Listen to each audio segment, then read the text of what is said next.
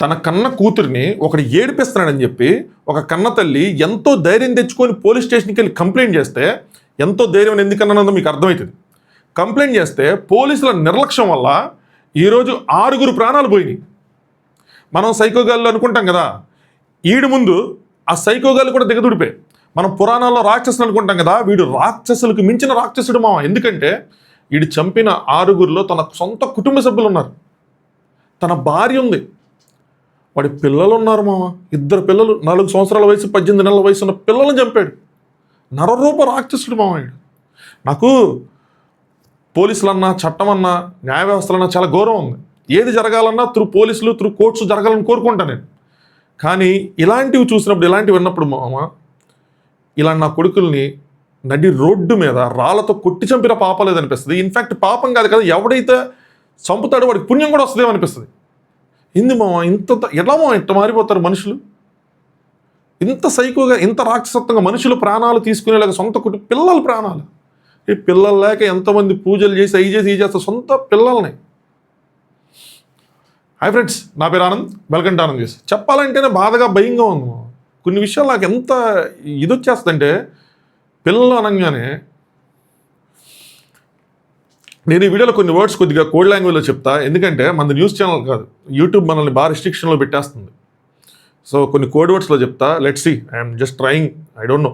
So code వర్డ్స్లో చెప్తా, దయచేసి అర్థం చేసుకోండి. ఎవడరా ఇంతకీ ఈ రాక్షసుడు, నరరూప రాక్షసుడు ఎవడరా అంటే, ఈ పేరు రాజ్ కుమార్. పేరు చూడండి, వయసు 30 సంవత్సరాలు.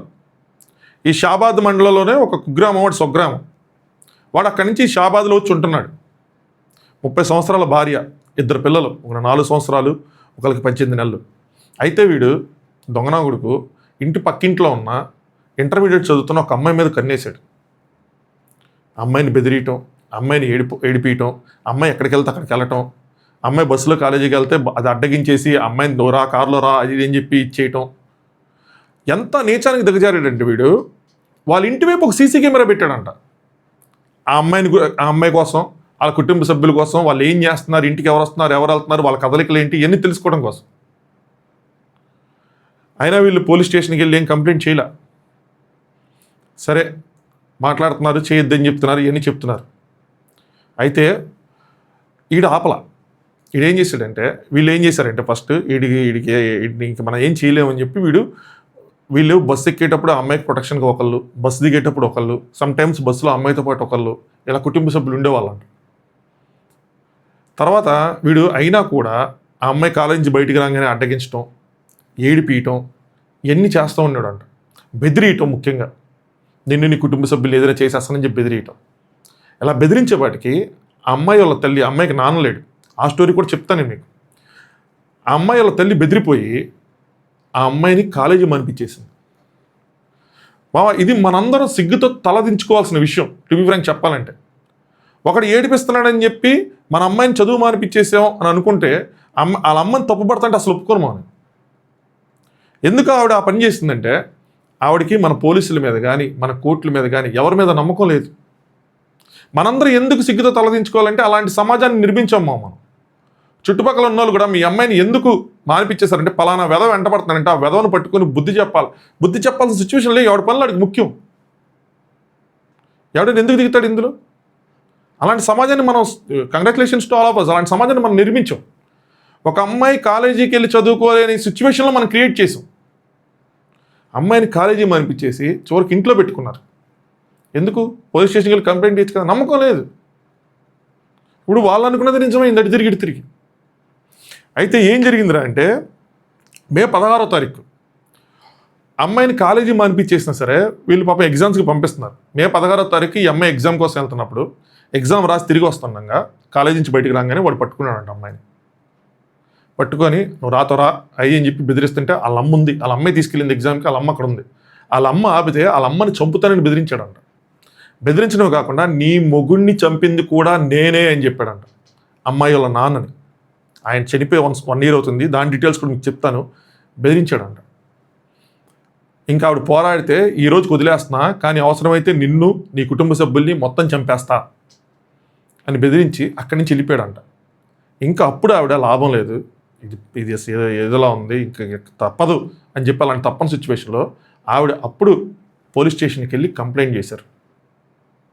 ఏమని కంప్లైంట్ చేశారు? నాట్ ఓన్లీ ఇలా ఇలా ఆపుతున్నాడు, మా అమ్మాయిని ఏడిపిస్తున్నాడు, ఇయే కాదు, మా ఆయన్ని చంపింది ఈడే. అంతే. ఆ బెదిరింపుల్లో నన్ను పోలీసులు కూడా ఏం చేయలేరు, సీఐ ఏం చేయలేడు, ఎస్ఐ ఏం చేయలేడు, ఎమ్మెల్యే ఏం చేయలేడు, ఎవరు నన్ను ఏం చేయలేడు అని చెప్పి బెదిరించాడంట. ఇంత బెదిరిస్తే వాళ్ళు వెళ్ళి కంప్లైంట్ చేసి నాట్ ఓన్లీ ఆ అమ్మాయిని ఏడిపిస్తున్నాడని, వాళ్ళ నాన్నని చంపింది, వాళ్ళ ఆయన్ని చంపింది కూడా వీడే, మమ్మల్ని చంపుతామంటున్నాడు, నా కూతురిని చంపుతామంటున్నాడు, మీరేం చేయలేమంటున్నాడు అని చెప్పి అన్నీ చెప్తే వాళ్ళు ఏం చేశారా అంటే పీ కేసు మీద ఫైల్ చేశారు. కానీ ఎలాంటి సెక్షన్స్ పెట్టారా అంటే బెయిలబుల్ సెక్షన్స్ పెట్టారు.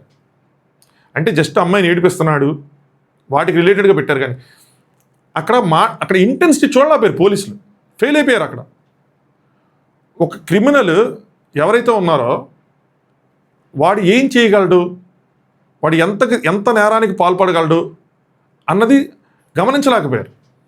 అట్లీస్ట్ వాళ్ళు ఇది ఫైల్ చేసిన తర్వాత అయినా వాడిని పిలిచి వాడితో మాట్లాడేదని చేసుంటే, దాని వెనకాల ఉన్న తీవ్రతను అర్థం చేసుకోగలిగి ఉంటే ఇలా ఉండేది కాదు సిచ్యువేషన్. పిలిచి మాట్లాడిన తర్వాత కూడా అక్కడ ఏదైనా లాలూచూ పడి ఉంటే ఖచ్చితంగా వీళ్ళందరినీ శిక్షించాలి. ఇప్పుడు వస్తున్న అక్కడ వాళ్ళ చుట్టాలు కానీ వాళ్ళు కానీ చెప్తున్న మాటలేదు, పోలీసులు వాడితో లాలూచీ పడ్డారని, అందుకని ఇలాంటి సెక్షన్లు ఫైల్ చేశారని. సరే, కేసు ఫైల్ అయింది. చూడండి, కేసు ఫైల్ అయింది. ఫైల్ అయిన తర్వాత వారం రోజుల వరకు ఏమీ జరగలేదంట. వారం తర్వాత స్టేషన్ నుంచి కాల్ వచ్చింది. అంటే అమ్మాయి స్టేట్మెంట్ కావాలి, కేసు ఫైల్ అయింది కదా దానికోసమని. అయిపోయింది. మళ్ళీ ఇంకొక వారం అయింది, ఏం జరగల. వాడు తిరుగుతున్నాడు, వాడు బెదిరిస్తున్నాడు, వాడు ఇంటి చుట్టూ తిరుగుతున్నాడు, అన్నీ జరుగుతున్నాయి.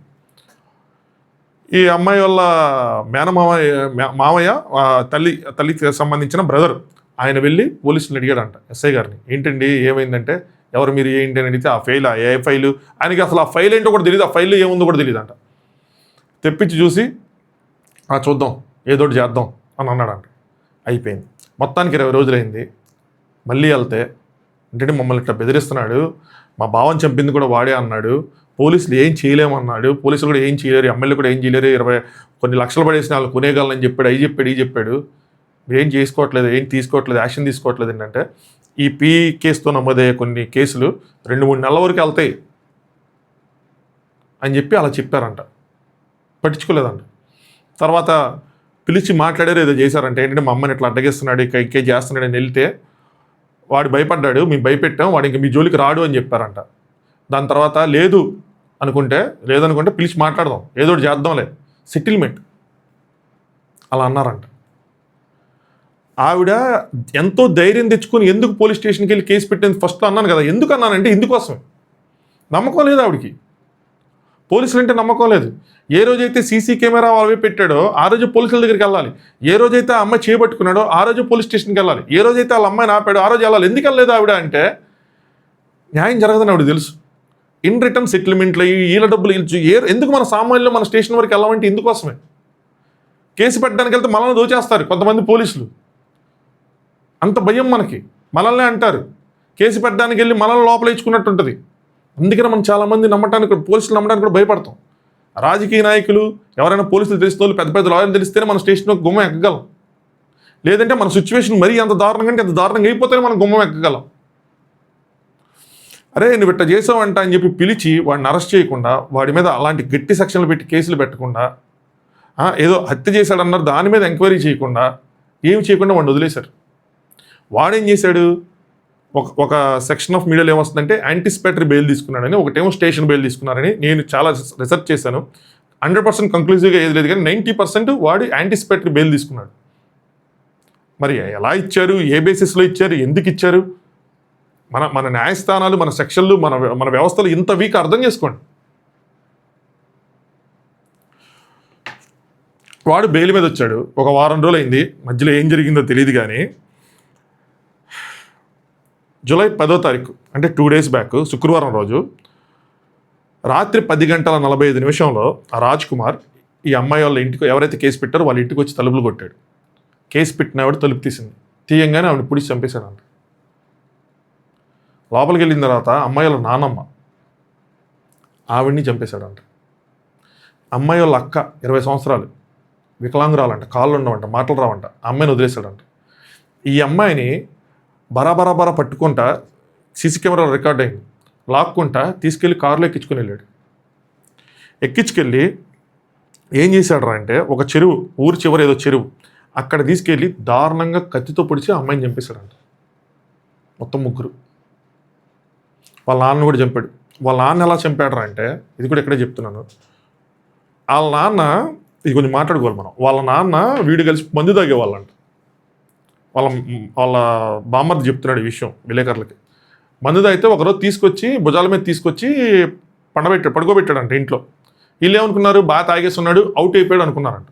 కాసేపు అయిన తర్వాత ఈడే హడావుడి చేయడం స్టార్ట్ చేశాడంట. కదలట్లేదు, ఇది అవుతుంది, అదవుతుంది, హార్ట్ అటాక్ అనుకుంటా, ట్రీట్మెంట్కి తీసుకెళ్ళాలి అని చెప్పి హడావుడి చేసి తీసుకెళ్ళాడంట. తర్వాత చనిపోయాడు అని చెప్పి తీసుకొచ్చాడు. వీళ్ళు అడిగారంట ఏం జరిగింది ఏంటంటే, నేనేం చేయలేదు, తాగామంతే అన్న విధంగా చెప్పాడంట. హార్ట్ అటాక్ అయింది అది అని. తర్వాత ఎప్పుడైతే వీడియోకి చెప్పాడో మీ నాన్న చంపింది నేనే అని చెప్పి అప్పుడు వీళ్ళకి అర్థమైందంటే ఈ చంపింది ఈడే అని. ఇక్కడ మాట చెప్తాను చూడండి, మన ఇంట్లోకి ఒక చెడు వస్తువు కానీ చెడ్డ మనిషి కానీ లోపలికి వచ్చాడంటే దానికి 100లో 99 టైమ్స్ ఇంట్లో ఉన్న పెద్దవాళ్ళే కారణం. వీళ్ళ ఇంట్లోకి వాడు రావడానికి కారణం ఈయనే, వీళ్ళ నానే. మనకున్న చెడు అలవాట్లకి మనం ఎవరితో తిరుగుతున్నాం, ఎవరితో తాగుతున్నాం దానివల్ల వచ్చాడు. అలాంటోడితో అసలు ఇలాంటోడితో మన ఇంట్లో 2 అమ్మాయిలు ఆడపిల్లలు ఉన్నప్పుడు ఇలాంటోడితో స్నేహమా? వాళ్ళ నాన్నకి నాకు తెలిసి వాడు ఈ అమ్మాయి విషయంలో గలాట అయ్యి వాడు చంపేసి ఉంటాడు. పెద్దవాళ్ళు, ఇంట్లో ఉన్న పెద్దవాళ్ళు చాలా జాగ్రత్తగా ఉండాలి. మన ఇంట్లో ఆడపిల్లలు ఉన్నప్పుడు మనం ఎవరిని పడితే వాడిని లోపలికి రానియకూడదు. అసలు ఎవరిని రానియకూడదు. ఎందుకు రానివ్వాలి? ఎవరినైనా వాళ్ళ వల్లే చెడు లోపలికి వస్తుంది. పిల్లలకి తెలియదు ఏది మంచో ఏది చెడు. పెద్దవాళ్ళకి తెలియాలి కదా. స్ట్రిక్ట్గా ఉంటారు పేరెంట్స్, స్ట్రిక్ట్గా ఉంటారంటే నేను చాలాసార్లు పేరెంట్స్ సపోర్ట్ చేయడానికి ఇష్టాలు స్ట్రిక్ట్గానే ఉండాలి. పిల్లలకి తెలియదు ఏది మంచి ఏది చెడు అని చెప్పి. అయితే వీడు ఏం చేశాడంటే అమ్మాయిని చంపేసిన తర్వాత అరౌండ్ 11:20కి వాళ్ళ ఇంటికి వెళ్ళాడు, వాడి సొంత ఇంటికి. వెళ్తే అక్కడ 11:27కి ఒక 6 నిమిషాల వ్యవధిలో తన భార్యని చంపేశాడు. 30 సంవత్సరాల వయసున్న సరిత తన భార్యని చంపాడు. 2 పసిపిల్లలు, చెప్పడానికే వచ్చేస్తుంది మా లోపల నుంచి. 4 సంవత్సరాల వయసు, 18 నెలల వయసు. అంత దారుణమా ఇది? పిల్లలు. ఈడి సైకోయిజానికి, ఈడి ఈగోకి, ఏమనాలో కూడా నాకు అర్థం కావట్లా. 2 పిల్లలు నిద్రలో చంపేశాడంట వాళ్ళు. అలా ఆవిడతో ఏదో పెనుగులాట జరిగింది, అక్కడున్న క్రైమ్ సీన్ మొత్తం ఇదిగా ఉంది అని చెప్పి చెప్తున్నారు. పిల్లల్ని మాత్రం నిద్రలో అలా బిడ్డ మీద అలా చంపేశాడని చెప్పి. నాకు అసలు ఎంత ఇదిగా ఎలాగా అంత తెగింపు, అంత ఇది ఎలా వస్తుంది, అలాంటి ఆలోచనలు ఎలా వస్తాయి అనేది అర్థం కావట్లా. బాడీలో ఏ పార్ట్ అయితే ఇలాంటి ఆలోచనలు పుట్టిస్తే దాన్ని నరికేయాలి. దాని తర్వాత వాడు 6 హత్యలు చేసిన తర్వాత వాళ్ళ నాన్నకు ఫోన్ చేసి, నేను ఇట్లా 2 కుటుంబాలను అంతం చేశాను, నేను కూడా ఆత్మహత్య చేసుకుంటానని చెప్పి ఫోన్ స్విచ్ ఆఫ్ చేసి పారిపోయాడంట. దీంతో వాళ్ళ నాన్న భయపడి పోలీసులకు ఫోన్ చేసి చెప్పాడు, ఇలాంటోడు ఆత్మహత్య చేసుకోకూడదు మా, వెరీ సారీ, ఇలాంటోడు అంత ఈజీగా సావకూడదు. అసలు వాడిని తీసుకొచ్చి నడి రోడ్డు మీద నుంచోబెట్టి కుక్కను కొట్టినట్టు కొట్టి చంపేయాలి. నాకు ఒక అవకాశం, నేను రాయేస్తాను. అంత బాధేస్తుంది. పిల్లలు ఏం చేశారు మామ? ఎందుకు చంపాలి మామ? నాకు అర్థం కాలేదు. ఎవరు నేను ఎందుకు చంపాలి? దాని తర్వాత పోలీసులు వాడి కోసం ఎతుకుతున్నారు, వాడు దొరకట్లా. ఎంత జర్నీ జరిగింది, ఇంత మ్యాటర్. పోలీసులు సరిగ్గా రెస్పాండ్ అవ్వకపోవటం వల్ల, టైంకి రియాక్ట్ అవ్వకపోవటం వల్ల ఆ బంధువులు ఏమంటున్నారంటే, పోలీసులు వాడి దగ్గర డబ్బులు తీసుకొని సరైన సెక్షన్లు పెట్టలేదు, అందుకోసం వాడికి బెయిల్ వచ్చింది, వాడిని కనీసం అరెస్ట్ చేయలేదు, వాడిని కనీసం విచారించలేదు అని చెప్పి ఒక ఆయన మాట్లాడుతూ చెప్తున్నాడు. సో ఇది స్టేషన్ బెయిల్ కాదు, వాడు యాంటిసిపేటరీ బెయిల్ ఉంది, కనీసం వీళ్ళు వాడిని అరెస్ట్ చేయడం కాదు, విచారించని కూడా విచారించలేదు, ఏదైనా ఉంటే మాట్లాడుకుందాం, సెటిల్ చేసుకుందాం అన్న విధంగా మాట్లాడారు అని చెప్పి ఆ ఎస్ఐ మీద సిఐ మీద చెప్తున్నారు. ఇప్పుడు హైయర్ అఫీషియల్స్కి ఇంత జరిగిన తర్వాత హైయర్ అఫీషియల్స్ ఏం చేశారా అంటే ఎస్ఐని సిఐని సస్పెండ్ చేశారు. ఏం ఉపయోగం, ఎవరికి ఉపయోగం నాకు అర్థం కాల. దీనివల్ల ఏం జరిగిద్ది? అరే నాకు అర్థం కాదు, ఈ సస్పెన్షన్లతో ఏం జరిగిద్ది అన్నది కూడా అర్థం కాదు. కోట్లు తీసుకొని ప్రభుత్వ అధికారులు దొరికిపోతూ ఉంటారు ఏసీబీ వాటిలో, అన్నిలో కూడా సస్పెండ్ చేస్తారు. తర్వాత ఏమవుతుంది? మళ్ళీ వాళ్ళ ఉద్యోగం వాళ్ళకి వస్తుంది, అంతే కదా. సస్పెన్షన్ తర్వాత వచ్చేది అదే కదా. లేదా అలా రిటైర్ అయిపోయినా కూడా రిటైర్మెంట్ బెనిఫిట్స్ వస్తాయి. ఎందుకు అసలు ఉద్యోగం నుంచి ఎందుకు పీకారు? నాకు కొన్ని వ్యవస్థలు ప్రైవేట్ అయిపోయినా నాకు పెద్దగా బాధగా అనిపించిన విషయం అదే. చిన్న తప్పు చేస్తే ఉద్యోగాలు పోతాయి. ఇక్కడ చిన్న తప్పు, ఇక్కడ ఇంత నిర్లక్ష్యంగా వ్యవహరించిన వాళ్ళని కూడా జస్ట్ సస్పెండ్ చేసి వదిలేస్తున్నారు. ఎందుకు వాళ్ళు ఎందుకు డిస్మిస్ చేయరు? ఎందుకు కంప్లీట్గా ఉద్యోగం నుంచి పీకారు? ఇలా చేస్తేనే కదా రేపన్న రోజు ఇంకొకళ్ళు ఏదైనా నిర్లక్ష్యంగా వ్యవహరించాలన్నా, లంచం తీసుకోవాలన్నా భయపడతారు. ప్రతి ఒక్కరికి ఇప్పుడు ఇంతకుముందు కనీసం లంచం తీసుకుంటూ దొరికిపోయినా, ఇలాంటి తప్పులు చేస్తూ తీసుకున్నా వచ్చి చిన్న సిగ్గు ఉండేది. ఇప్పుడు ఎవరికి ఆ సిగ్గు కూడా లేదు. అందరూ దొరికిపోతున్నారు, మందేముంది అన్నట్టు. కొన్ని నెలలు అయితే ఉద్యోగం వచ్చేస్తుంది. ఏదో ఒకటి చేసుకొని మేనేజ్ చేసుకొని, ఆన్లైన్ మేనేజ్ చేసుకొని ఉద్యోగం తెచ్చేసుకుంటారు. ఎందుకు వాళ్ళని డిస్మిస్ చేయరు అన్నది నాకు ఎప్పుడు కదా. ఎన్ని ప్రభుత్వాలు మారుతాయి, ఇలాంటి చట్టాన్ని ఎందుకు తీసుకురావడం అర్థం కాదు. మనం కూడా చాలా విషయాల కోసం రోడ్డు మీదకి ఎక్కుతాం, కానీ మనందరూ అనుభవించేది ఇది. ప్రతి ఒక్కరు మన జీవితంలో ఎంతో కొంత ఏదో ఒక విషయంలో లంచాలు ఇచ్చుకుంటూనే వచ్చాం. లంచాలు కానీ, లేదంటే మన పట్ల నిర్లక్ష్యంగా వ్యవహరించిన ప్రభుత్వ అధికారులు కానీ జస్ట్ ఇలా డిస్మిస్ చేసి సస్పెండ్ చేసి వదిలేస్తే ఎవరికి ఉపయోగం? ఇప్పుడు ఏమంటారంటే పోలీసులు, ఆ రాజ్ కుమార్ గారి ఆచూకీ తిరిగితే 2 లక్షలు ఇస్తారంట. ఎందుకు? మళ్ళీ మీరు కక్కుర్తి పడిపోయి వాడిని విడుదల చేసేస్తే వాడు వచ్చి మమ్మల్ని వేసేయడానికి. నాకు అర్థం కాల. 2 లక్షలు ఇస్తే మేము సేఫ్ ఉంటామా? వాడు ఇంకా సైకోగాళ్ళు ఎవరో ఒకరు చేశారా? మన డీటెయిల్స్ చాలా గోప్యంగా ఉంచుతారంట, సీక్రెట్గా ఉంచుతారంట. 1000 రూపాయలు ఇస్తే ఎవరో ఒకరు లీక్ చేసేస్తారు. వాడికి తెలియని డీటెయిల్స్ కూడా చెప్పేస్తారు. మన ఆధార్ కార్డులు ఇచ్చేస్తారు, అన్నీ ఇచ్చేస్తారు. వీళ్ళు 2 లక్షలు ఇచ్చి చేతిలో పెట్టరగా మన డీటెయిల్స్ మొత్తం తీసుకుని 2 లక్షలు పెడతారు. మన డీటెయిల్స్ అన్నీ, ఆధార్ కార్డు, ఇంటర్వ్యూస్ అన్నీ ఉంటాయి. 10,000 కొడితే ఎవరో ఒకరు లీక్ చేసేస్తారు మీరే. ఇలాంటి వ్యవస్థల మీద ఎవరికి గౌరవం ఉంటుంది? ఎవరికి నమ్మకం ఉంటుంది? సామాన్యులు ఎవరికైనా ఉంటుందా? 2 లక్షల కోసం ప్రాణాల మీద తెచ్చుకుంటారా? అసలు వాడు హత్యలు చేసి వెళ్ళిపోతుంటే వాళ్ళ నాన్న ఫోన్ చేయంగానే ఇమీడియట్గా పట్టుకోవాలి కదా వెంటనే. ఒక మామూలు క్రిమినల్ని ఇక్కడిక్కడ ఉండి పట్టుకోపోతే మీరు పెద్ద పెద్ద కేసులు ఏం చేసేస్తారు కూడా అర్థం కావట్లా. 8 బృందాలుగా గాలిస్తున్నారు. సైలెంట్గా చంపేయండి అట్లీస్ట్. నాకు చెప్పే కదా, చట్టం మీద న్యాయం మీద గౌరవం ఉన్నోండి అలా మాట్లాడలేకపోతున్నా, కానీ ఇలాంటి కేసుల్లో మరి ఏం చేయాలో కూడా తెలియట్లే నాకు. ఏదో ఒక మాట అన్నప్పుడు మాత్రం లైట్ పోయింది. ఇది జరిగింది, చూద్దాం ఏం చేసిద్దా ఏంటో. ప్రభుత్వం కానీ, పోలీసులు కానీ ప్రజలకు అండగా ఉండాలి. ప్రజలకు ఏదైనా సమస్య వస్తే ఇమీడియట్గా రియాక్ట్ అవ్వాలి. ఇలాంటి వాటిలో కూడా ఇమీడియట్గా రియాక్ట్ అవ్వకుండా మాకు బోల్డెన్ కేసులు ఉన్నాయనో, మాకు ఎంత టైం ఉంది కాబట్టి మేము నెమ్మదిగా చేస్తామనో అని పోలీసులు నిర్లక్ష్యంగా వ్యవహరిస్తే పర్యవసానాలు చాలా దారుణంగా ఉంటాయి. మీకేం కాదు సార్, మీకేం కాదు, ఇక్కడ కుటుంబాలు నష్టపోతాయి. ఇప్పుడు అందరు చనిపోయారు, ఆ బాలిక ఉండిపోయింది, వికలాంగురాలు. ఎవరు సార్ ఆ బాలికను సాకుతారు?